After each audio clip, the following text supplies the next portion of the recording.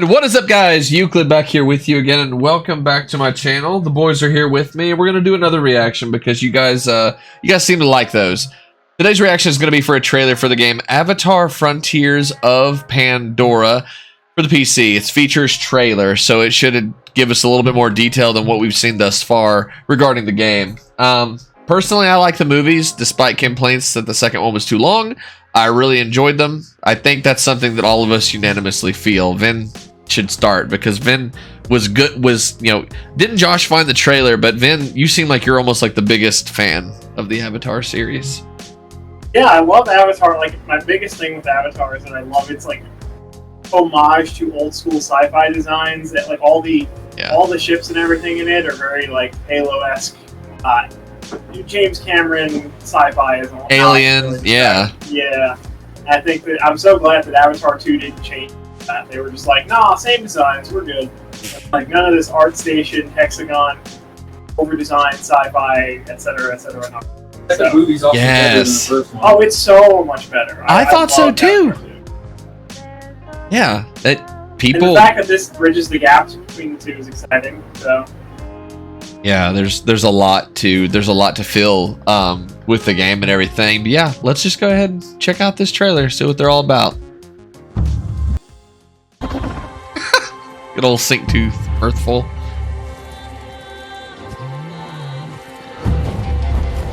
Avatar: Frontiers of Pandora is an exciting open-world action-adventure experience. When playing it on PC, you'll enjoy state-of-the-art features that will immerse you in the wonders and dangers of Pandora. You are new, are you not, to this world? Ray-traced reflections and shadows will bring the world to a whole new level of beauty and realism. Preview and fine-tune your performance for stunning visuals with extended graphics settings. And with our built-in PC benchmark tools, players can test their settings in a controlled environment to compare results and optimize their experience. AMD FSR2 can also be used to fine-tune the balance between visual quality and performance. Yes! The game can handle most resolutions and aspect ratios, even ultra-wide screens or high-resolution multi-monitor setups. Okay, hell yes. Fight to them. Players can enjoy a smooth experience, stable FPS, Holy low shit. latency in all resolutions. They can even expect a higher frame rate with the right settings and the latest hardware. The game takes advantage of high core count processors Holy that shit. have been optimized to perform on lower specs and high-end PCs alike. With its many other options and features implemented, AMD and Ubisoft are pushing the envelope of technical and visual quality in gaming. The fight for Pandora there we go. has never been so captivating. My horse. Immerse yourself in the extraordinary world of Avatar: Frontiers of The Pandora world is on so PC. detailed, it's not even funny. It's terrifying. I love it. I felt like there was an element to that where I appreciated there were parts where you could see some pop in. It didn't feel like, you remember how, I'm sure both of you remember when Watch Dogs and they showed the trailer for it, the uproar that the game looked nothing like that E3 trailer. I feel like this looks more honest. It's like, yes, there's a little bit of pop in, but like, look how this game looks in its full. Like, this is what you're going to experience, and I'm impressed. So. Yeah, it's I'm not ready. To say I the have nothing least. I have nothing against AMD. This obviously was an AMD sponsored video, right? Right. But when they say, like FSR 2.0, that's nice and all, but I really hope it has DLSS. It's superior. Yeah. Image quality wise, performance wise. So I bet I don't know. they just didn't highlight it because of who's sponsored, Yeah, because of the AMD sponsorship. But that's a really good mention that you don't think about normally when you're really hyped for a new game, because honestly, it can be hard to focus on what they're saying compared to what they're showing us. Yeah. Like, because I got a little excited, fighting the obviously the hover helicopters and fighting those gunships like that, and I was like, wait a minute, she's saying something more important though, and now I heard that, I was like, okay, yeah. So it's like there's a little bit, but like that right there, like, I don't know if you guys see that SyncTube's replaying, but I always kind of like replay it with the like there right there. like getting lost within that. But look in the background. That's what I like to think about. Crazy looking. Yeah, not just the industrial parks of the human mercenary resource camps and stuff, but like look at that. That's What really? prettier than I thought it was going to be. I don't know how much we've talked about it on your channel. We've talked about it a lot, beating a dead horse in private with about Halo Infinite. Yeah.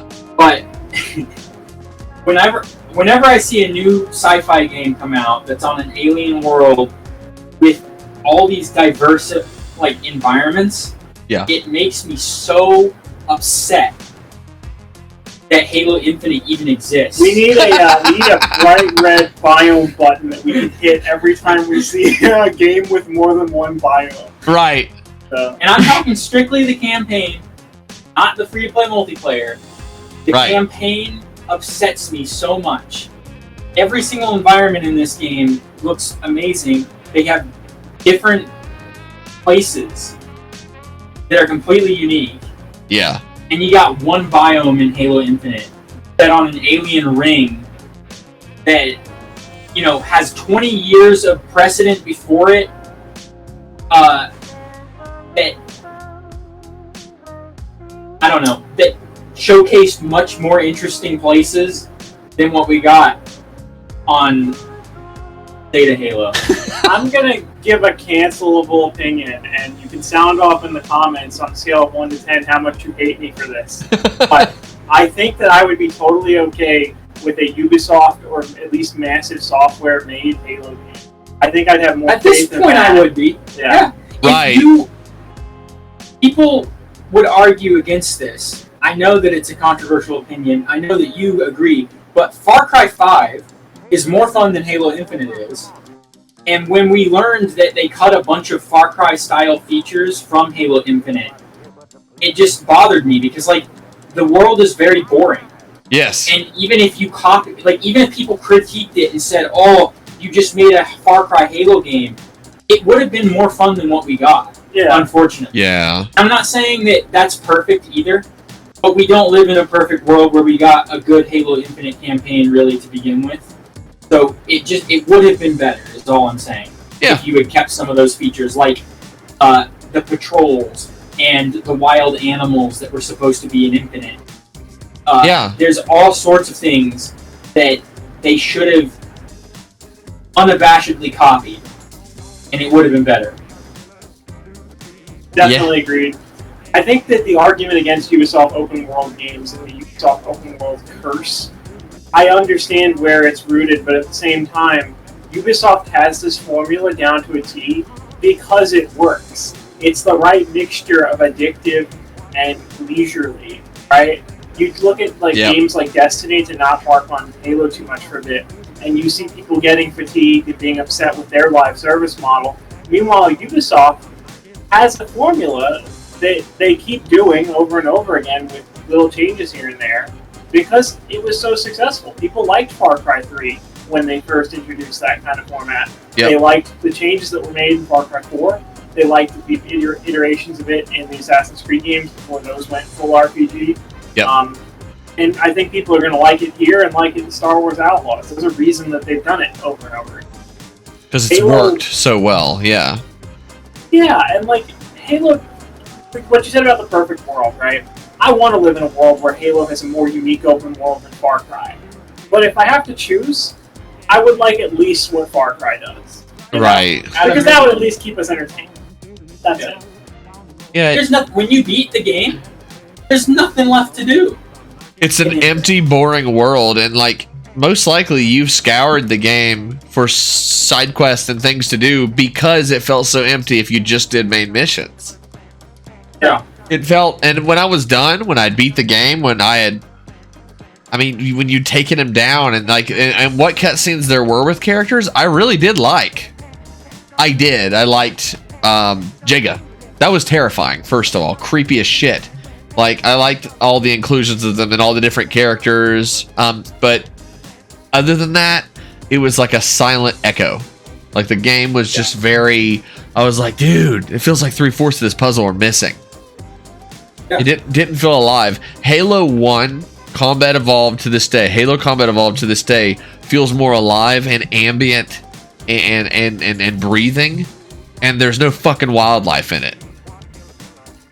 Yeah, and What that the was hell? one thing that I got excited about when they first announced that, like, they were taking big inspiration from Halo's open, like, level design.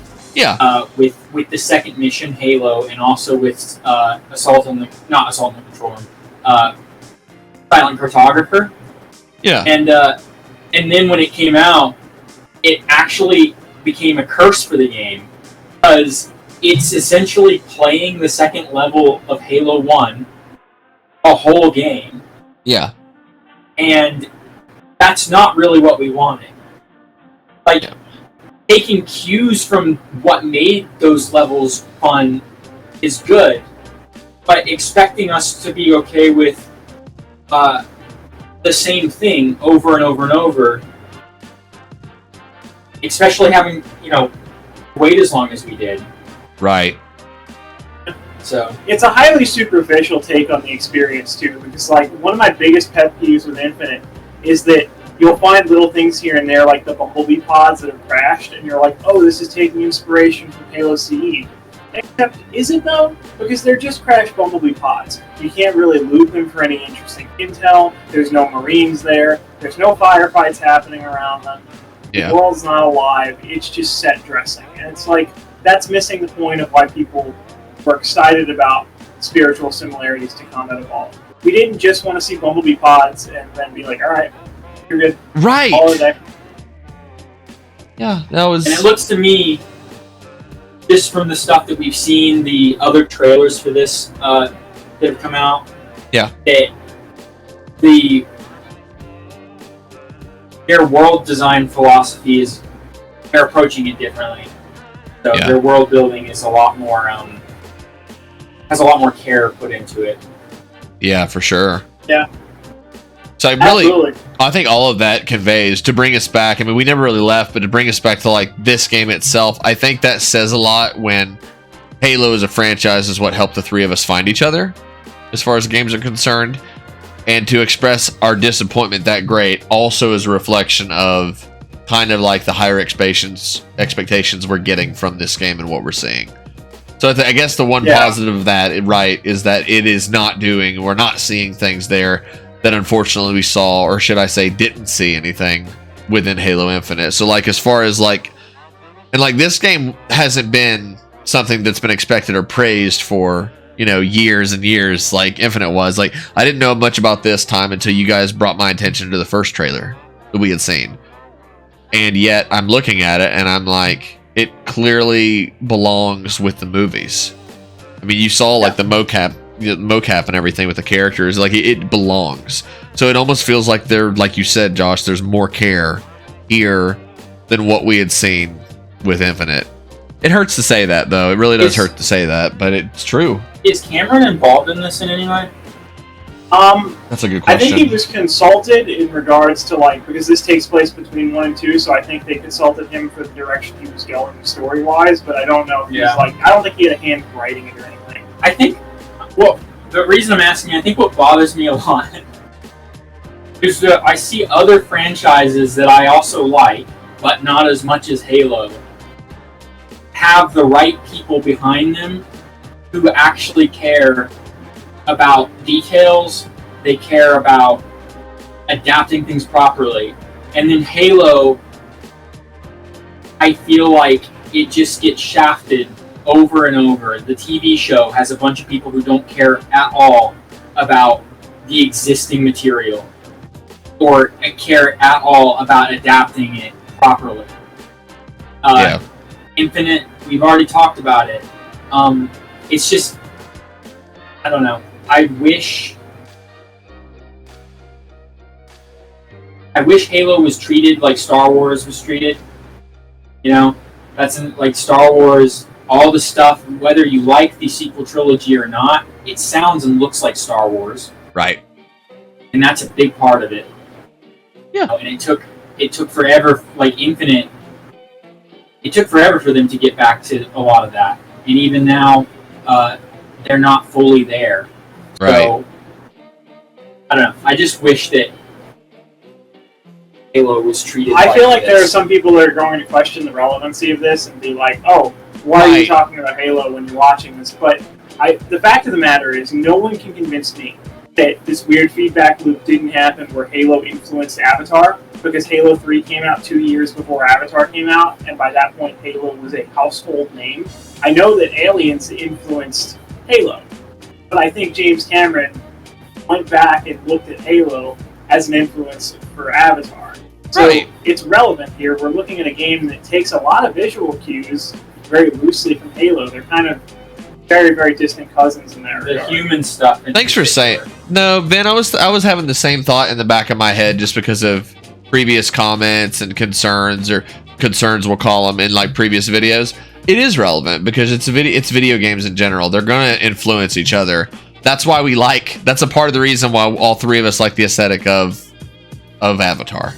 Especially with like the human technology, but not just that, but the lush alien environments and the biomes within them, which is a big thing that I loved about too. Which is why a lot of people's complaints about it, despite that fact. But no, it is relevant. That's why we're talking about it, because a game that we all were overwhelmingly looking forward to was just blundered and empty. We get this game that hasn't had a shitload of promotion yet. Not really, when you think about it.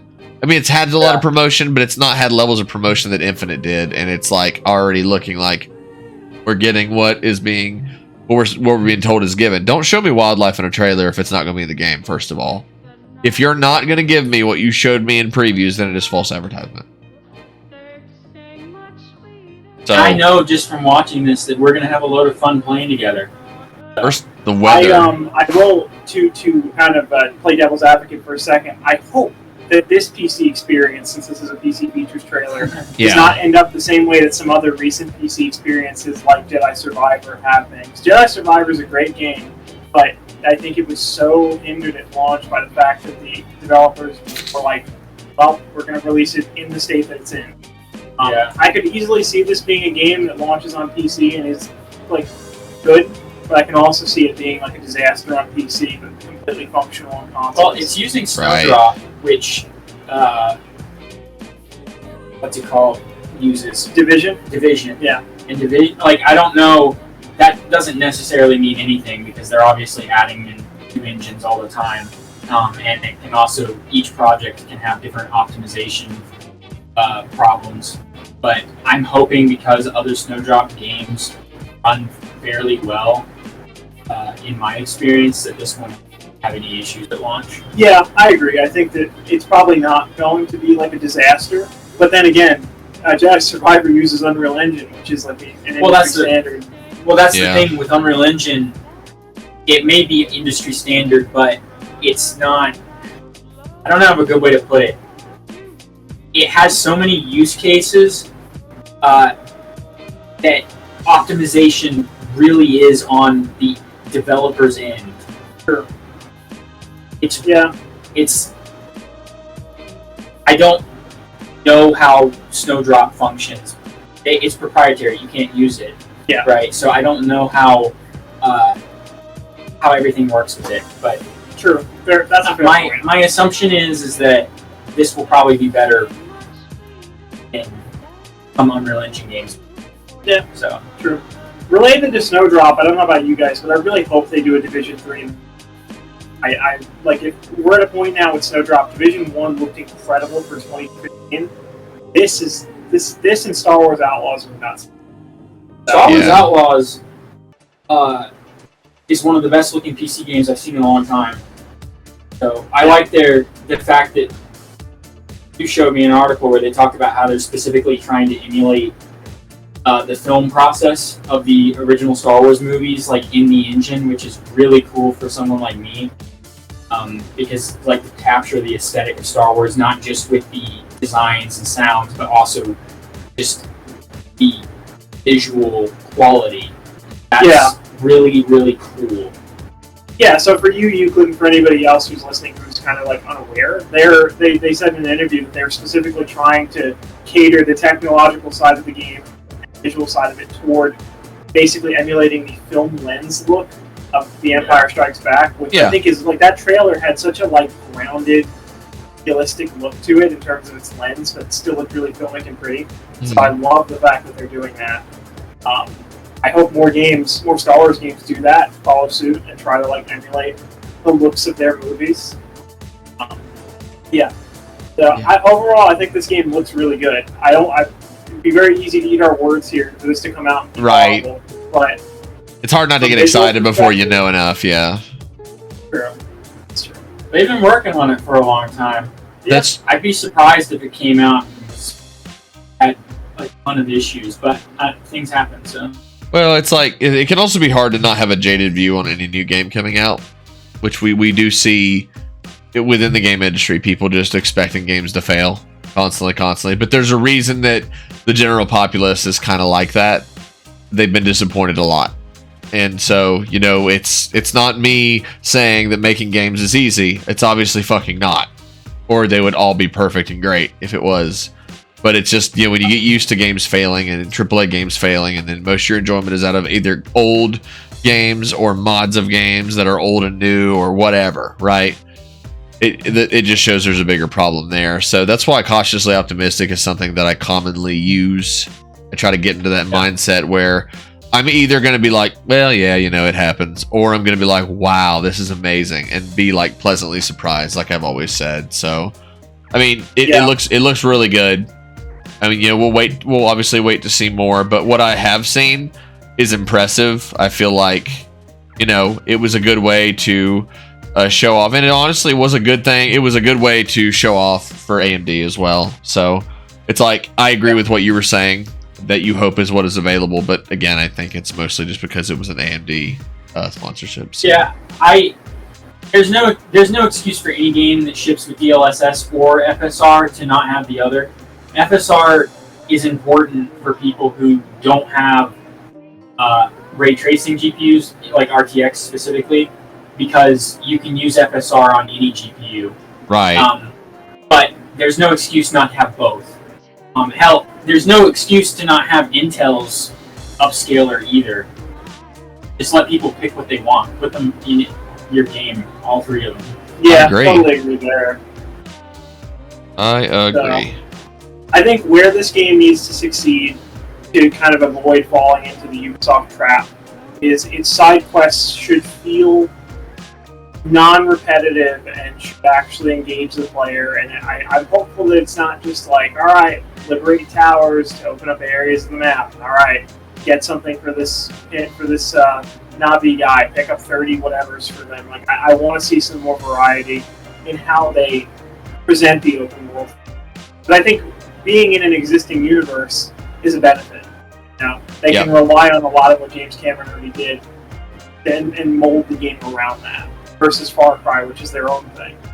They need to come up with original stuff for that. So. Right. No, I'm excited. I mean, I'm always looking forward to it, but this is also not something that happens a lot. This is not the game. Like, I wasn't looking forward to this game until that first trailer, and then I was like, well, this would be really interesting. And I think we all kind of had the same unanimous feeling, but I don't know. We should get a discussion started in the comments down below, guys. Are you guys looking for this game? If not, tell us why. I enjoyed both of the movies. I actually loved that the second one in theaters was so long. I feel like it was a story that needed that length to be told, and this is just going to flesh out more lore. This is just going to... all this can do is add to what the movies are going to do, and then potentially even future game titles. So, I don't know. What do you guys think about Avatar Frontiers of Pandora? I recommend you guys check out the trailer yourself as well to kind of get that without our feedback, but understand that whatever feedback we give is because we're very passionate about what we do.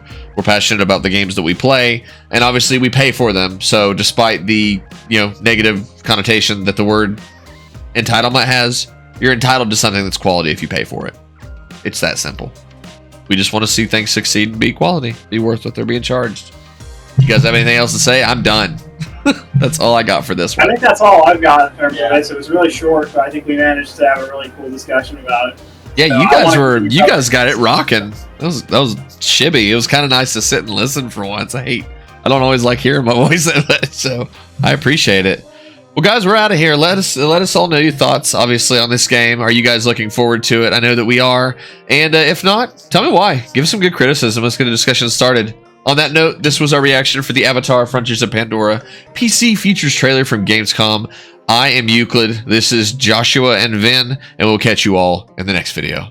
Bye now.